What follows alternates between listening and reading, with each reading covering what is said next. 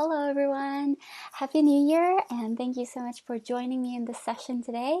I hope that everyone is healthy and having a great start to the new year. First off, I would like to thank the Music Teachers National Association Collegiate Chapter Symposium for organizing this virtual event where so many educators can share ideas and learn from one another. So even though it is now 2021 and in a very hopeful world, I know we would all love to go back to in-person teaching like pre-pandemic times.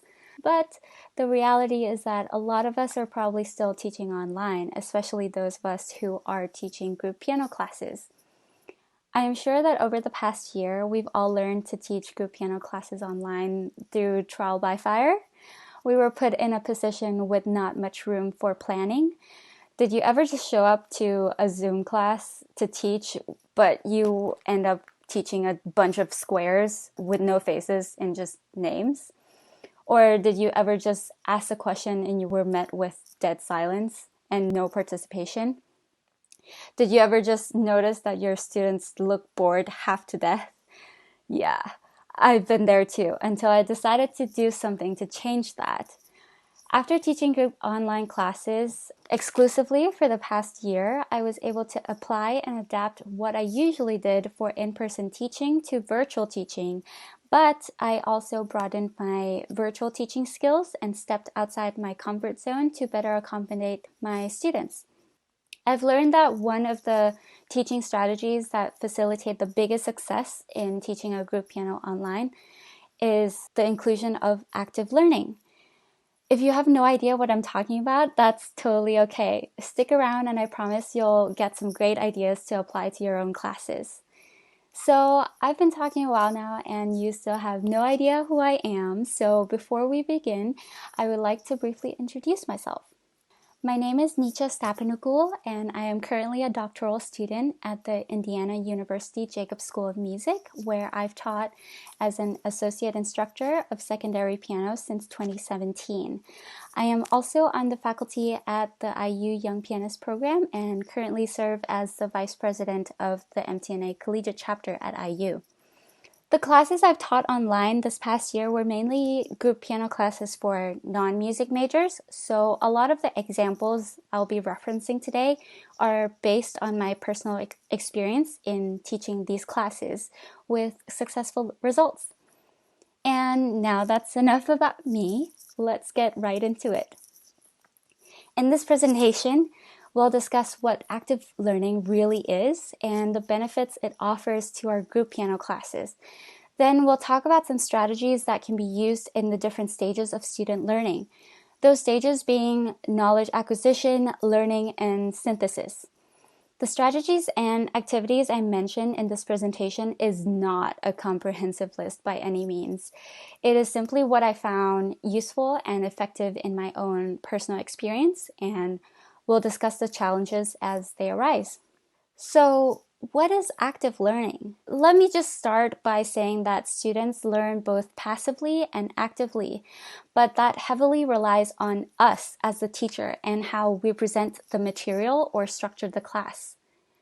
If we structure the class like a lecture where all the students do is sit and take notes, they're learning passively. But if they're doing something besides listening, like doing a group activity or participating in a discussion or a debate, they are actively engaging with the class content. Active learning is involving students in the process of learning, involving them in higher order thinking skills like analysis, synthesis, and evaluation. Most people think of active learning as student involvement, but most people also think of student involvement to be synonymous with listening, paying attention, or being alert, rather than the involvement with the material that is being learned. Students' involvement refers to both the physical and psychological energy that they devote to the learning experience.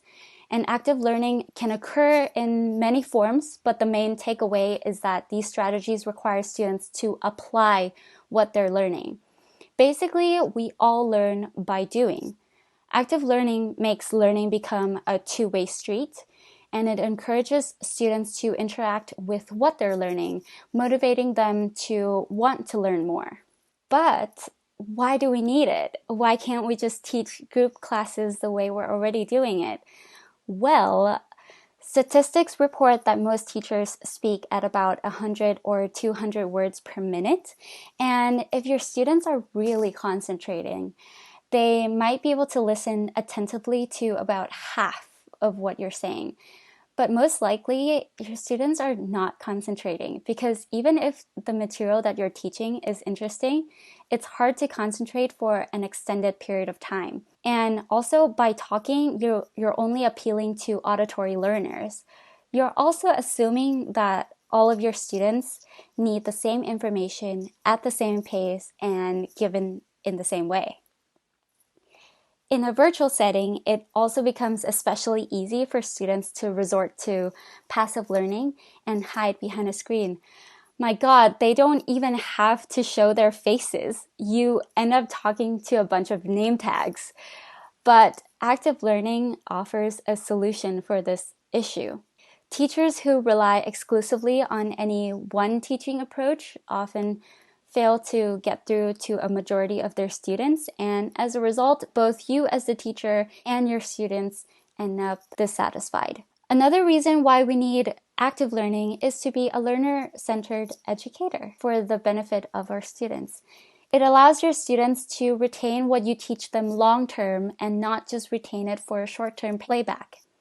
This is what you call the illusion of understanding. And by using active learning strategies, you're also allowing your students a chance to self-direct their own learning. It gives you a chance to balance strategies to accommodate and benefit different types of student learning preferences. And you might already be using active learning strategies without even realizing it. This quote by Confucius sums up exactly why active learning is necessary. What I hear, I forget. What I see, I remember. What I do, I understand. Some version of this. There are many variations of this. Hopefully, I've convinced you enough for you to want to know more. That being said, let's jump right into the strategies that we can use. The different stages of student learning can be broken down broadly into 3 stages. So the first being knowledge acquisition, or acquiring conceptual knowledge or the basics of a topic. Second is the act of learning itself. This is where students need to do something with the knowledge they just acquired in order to turn it into skill. And lastly is synthesis, where your students are able to reflect and evaluate on what they have learned and are able to continue moving forward with that skill by themselves. So let's start with knowledge acquisition. Knowledge acquisition can occur in so many forms, but usually it occurs in like a full class setting, meaning it takes place with everyone present, not in groups and not in breakout rooms in a virtual setting. Let's take understanding legato and staccato, for example. In an in-person classroom, you have physical textbooks where you have all the words and graphics laid out for you. You might not have that when you're teaching an online group piano class. So the easiest and simplest way is to explain the meaning and concepts of these articulations, right? But that's no fun, is it? You can enhance understanding with some accompanied graphics on a PowerPoint or demonstrate on the keyboard. You might even have the class listen to an excerpt and have an open discussion on what articulations they hear, working on their oral skills while learning what the articulations sound and look like. However, you can take it a step further and you can set up a poll everywhere slide where everyone can contribute to an open discussion and ask your students to relate these articulations to real life actions. For example, playing legato can feel like painting, or playing staccato can feel like knocking on a door. It seems like a very simple step, but this simple activity is an active learning strategy in which your students are interacting with the knowledge they're acquiring. By making a connection with something else in their lives, students are able to create a schema or a connection in their long-term memory. And setting up a poll everywhere slide is fairly simple. And it also allows students to contribute without feeling called out in a full class setting if you have a big class, which is actually perfect for a virtual setting. It also gives you instant feedback as students can respond right from their phones. Another example is learning how to analyze a new piece of music, whether with the purpose of learning it or for sight reading. This is most effective as a group. Instead of pointing out things to look for, you can prompt questions that make your students think a little more. If it's a piece that will eventually be used as an assessment, you can use the whiteboard function on Zoom for your students to brainstorm questions they should ask themselves or things to look for while practicing this piece. It can be as simple as, what key is this piece in? Or what accidentals do I need to look out for? After the brainstorm is complete, you can save it and distribute it to the class. And Zoom has some great functions because everyone can start typing in different areas of the whiteboard at the same time, and you can also see who is participating as well. There's a lot more that you can do with this, but let's move on to the core learning stage. This is where I find it's the most fun, and it allows for lots of creativity in activities that reinforces the knowledge that you've given your students and turning it into skill. Learning strategies generally include drills in a piano group class, whether that be technique drills, harmonization, improvisation, or whatnot. This is where students apply their knowledge and put it into context. In a virtual setting, the ability to play out loud and the variety of that is very much limited, as we all know, and you're limited to having only one student play at a time. Having them play one line, one after another, or two measures each, one after another, and yeah, that is great because students get to play out loud, you get to hear them, and they also get to work on their listening skills. However, that gets extremely repetitive if that's the only activity that you do for the entire semester.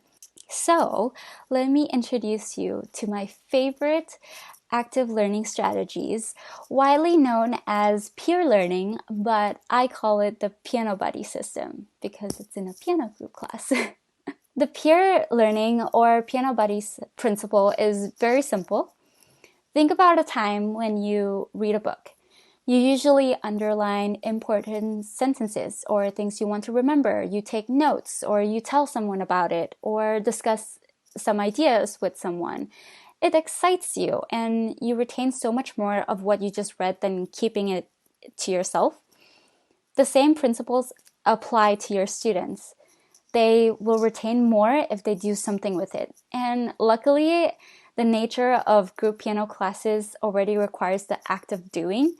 However, these strategies will further enhance their learning and ability to retain the skill they acquire. So the Piano Buddy system is a system I made up based on the peer learning principle. It is where you can pair up your students for an extended period of time and vary the activities they do together. You can switch the pairs up like once or twice throughout the semester to create a more collaborative classroom environment virtually. It can be as formal as discussing their understanding of material or asking questions in a safe space or providing each other with mutual support. Or it can be a formal thing where they meet to carry out a project. And by implementing this system, you allow your students to teach each other and providing them with peer support and stimulation, which eventually leads to motivation. Knowing that your partner is depending on you increases the likelihood of you actually doing your work. Here's an example of an informal piano buddy activity. If there is a new piece they're learning, you can have them play for each other and listen very carefully to give constructive criticism, like correcting misread notes or markings, things like that. On the other hand, a formal piano buddy project can be having them work together to create a short 8-measure piece using the concepts that they learned in class and then later share with the whole class. And Because we are teaching virtually and you can't walk around the classroom to check in on everyone individually on Zoom, this is where the Piano Buddy system really becomes beneficial, where you can sort of jump from one breakout room to another and hear each student play or work and see their individual progress. You can also use the Piano Buddy system for in-class oral skill drills. I've also done many variations of this, including a think, pair, share method or the jigsaw method. And there are pretty much endless possibilities of what you can do with the Piano Buddy system. And I constantly find myself thinking of more things to try in my virtual classroom. However, there are a couple of things to keep in mind when implementing like peer or group activities. Make sure that whatever activity you are planning has a clear objective. When you're putting students into small groups, you are letting go of the typical classroom power structure and the comfort that it gives us teachers. But just remember that active learning only succeeds to the degree that we are willing to take off our teaching hat and let our students assume more responsibility of their own learning. And yes, pair and group work can also become unproductive if it's not structured well and students end up confused and wasting their time. So naturally, these group-based learning activities are still teacher-directed. And as a result, sometimes it is difficult for students to feel as if they are in charge of their own learning within the activities that we design for them. So allow for as much student choice as the task allows. Classmates are basically knowledgeable peers, and a group-based learning environment encourages students to learn from one another as a primary goal, and our role as a teacher changes from leader to a facilitator as well as a participant. Now, as we move to the last stage of learning, we have to remember that while group-based learning is important and vital in students' learning, there's a need for balance between group work, individual work, and full class learning. So variety is key here. When students are able to do the same thing in different settings and conditions, they are fully applying and developing their skills. So in synthesis, students are expected to reflect and review their work and skills. Most of this will occur in a full class setting or through individual work. But for the purpose of time, I will mainly talk about independent learning. Because we are teaching virtually, it would make sense that everything is done online, right?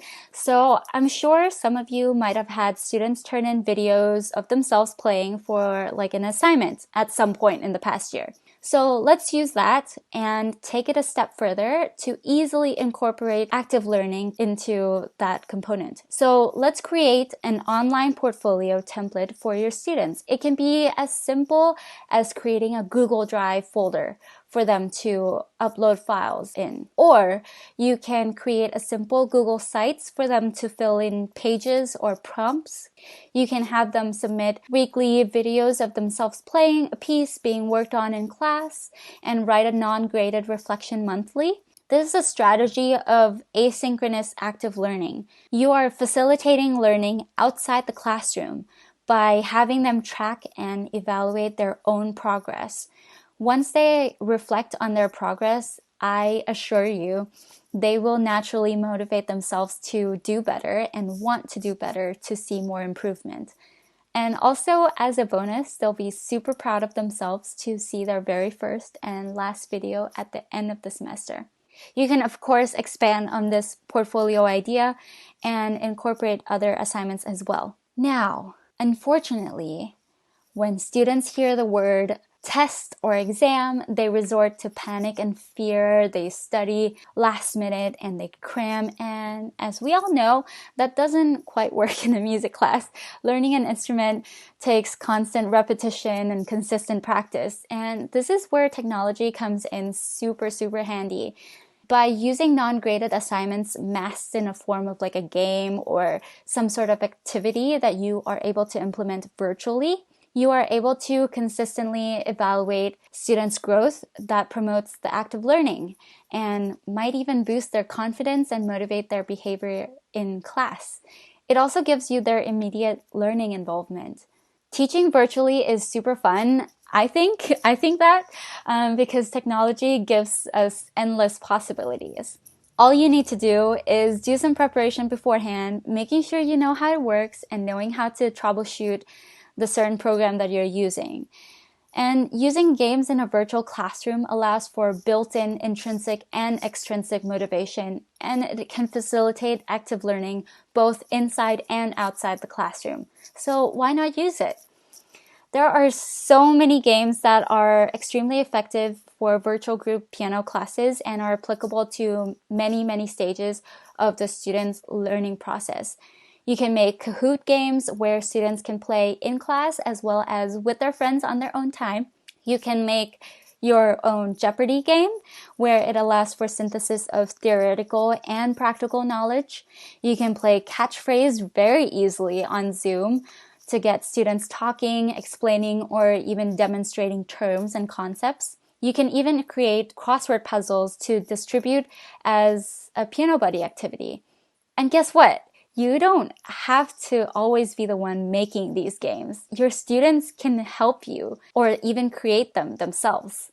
In my experience, games allow students to become active participants instead of passive observers, especially in a virtual setting. It works especially well to review or assess content knowledge. But I know what you're thinking. If you don't have time or don't want to invest time in making these games for your students, there are so many wonderful apps that you can assign your students like musictheory.net or Music Tutor or Tenuto or NoteFlash. I've had students tell me that when they're bored, they find themselves picking up their phones and playing these games. And it's perfect because it's fun and they're also reviewing for your class. So here is a convenient little chart of all the strategies that we've discussed. You can obviously switch the strategies and activities around as you see fit to the content that you're teaching. And of course, these are all just ideas. I don't use all of it all at once in the same class, but all of the examples that I've given I have used, and I have received an overwhelming amount of positive feedback from my students, so I know it works. If you're trying out active learning strategy for the first time, you'll probably run into varying degrees of successes and failures, but just remember that students are usually not nearly as hard on teachers as we are on ourselves. So just allow yourself to make some mistakes on the first time around and learn from it. And you also might ask, like, how do I know if what I implemented worked? Well, the answer is quite simple. Your students will indicate that to you and you'll know. Trust me, you'll know. If it works, they'll be more attentive, they'll show more understanding of the subject and be able to show you how much they have learned and retained from the class. Your virtual classroom will also be lit up with happy faces. This might be a slow process, but it will be progress nonetheless. If you want a more conclusive answer, you can always send out a quick survey. I'm sure that some of you might be concerned or hesitant to include active learning strategies into your teaching, worrying that it might affect the pacing of the class or that you won't be able to get through enough content. However, I am here to let you know that active learning strategies don't need to take up a lot of time in the classroom. It can replace some of the things that you're currently doing. And yes, it does take some preparation, but the great thing about these strategies is that it can be gradually introduced into the curriculum, and you don't have to change every single class all at once. You can try things out and assess as you go based on your students' feedback. Also, once you create something or do something, you don't have to create it again. You just tweak it. And in my opinion, and I think you'll agree with me, I think it's worth it because I'm sure we would all rather have our students fully understand what we're teaching than to go through a ton of content and have them go home and not understanding or remembering anything that we said. So hopefully I've given you plenty of ideas to think about and even try. I mean, why not? It's the new year. It's a perfect time to try something new if you haven't done this before. If you need any clarifications or want to talk through any specific strategies with me, or if you have other ideas for me to try out, please feel free to reach out to me at nichastap@gmail.com or through any of these social media platforms. I would like to thank the Music Teachers National Association again for organizing this virtual collegiate chapter symposium, giving me and many other educators an opportunity to share our ideas and continue learning from each other online. I hope you all continue to stay safe, and I hope to meet you in person sometime soon. Thank you so much for joining me. Bye!